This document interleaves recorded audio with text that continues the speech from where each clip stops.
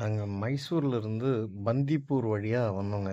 பந்திப்பூர்ல தலைவர பார்க்கறதுக்காக தான் மைசூரே சூஸ் பண்ணது. அந்த பந்திப்பூர் காட்டு வழியா வரோம். நம்மால இவர பார்க்க தான்.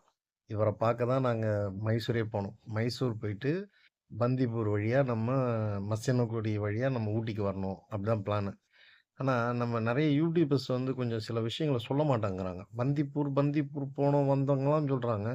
பந்திப்பூர் ஃபாரஸ்ட் மொத்தமே 14 கிலோமீட்டர் தான். நம்ம தமிழ்நாடு ஃபாரஸ்ட் ஒரு 40 கிலோமீட்டர் இருக்கு. 60 கிலோமீட்டர் இருக்கு. ஆனா, நான் அதுக்காக மைசூர் போயிட்டேன். மைசூர் போ வேண்டிய அவசியமே கிடையாது. நம்ம காடு முதுமலை ஃபாரஸ்ட்டாண்ட போயிட்டு அங்கிருந்து ஒரு 14 கிலோமீட்டர் போனாலே பந்திப்பூர் முடிஞ்சு போகுது. இவங்க பந்திப்பூரையும் வந்து எவ்வளோ டிஸ்டன்ஸ் எதையும் சொல்ல மாட்டேங்கிறாங்க.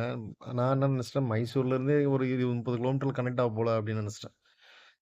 வேஸ்ட்டு. மைசூர் போயிட்டு, மைசூர்லேருந்து நான் இந்த பந்திப்பூர் ஃபாரஸ்ட் வழியா வந்தேன். ஓகே. என்னோட ஸ்டோரி விடுவோம். ஆனா, இந்த ஃபாரஸ்ட்ல தலைவன எலிஃபேண்ட்ட பார்த்ததுல பயங்கர சந்தோஷம். மானெல்லாம் சர்வசாதாரணமா நம்ம ஊர்ல ஆடு மேய்ற மாதிரி ரோட கிராஸ் பண்ணுதுங்க.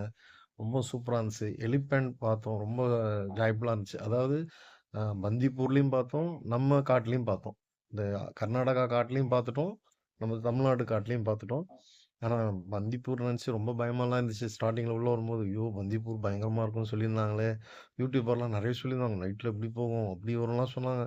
ரொம்ப பயந்து பயந்து வந்தோம். ஒண்ணும் அந்த அளவுக்குலாம் இல்ல. நார்மலா தான் இருக்கு. பயம் ஒண்ணும் தேவையில்ல. எல்லாமே டிராவல் பண்ணலாம். எல்லா மக்களுமே போலாம். எல்லா மக்களுமே வரலாம். அத அனிமல்ஸ் பார்க்கும்போது கொஞ்சம் நம்ம எக்ஸாக்ட் ஆவாம ஓடி போய் அத தொரத்துறது, கடிக்க அந்த மாரி வேலைலாம் செய்யக்கூடாது.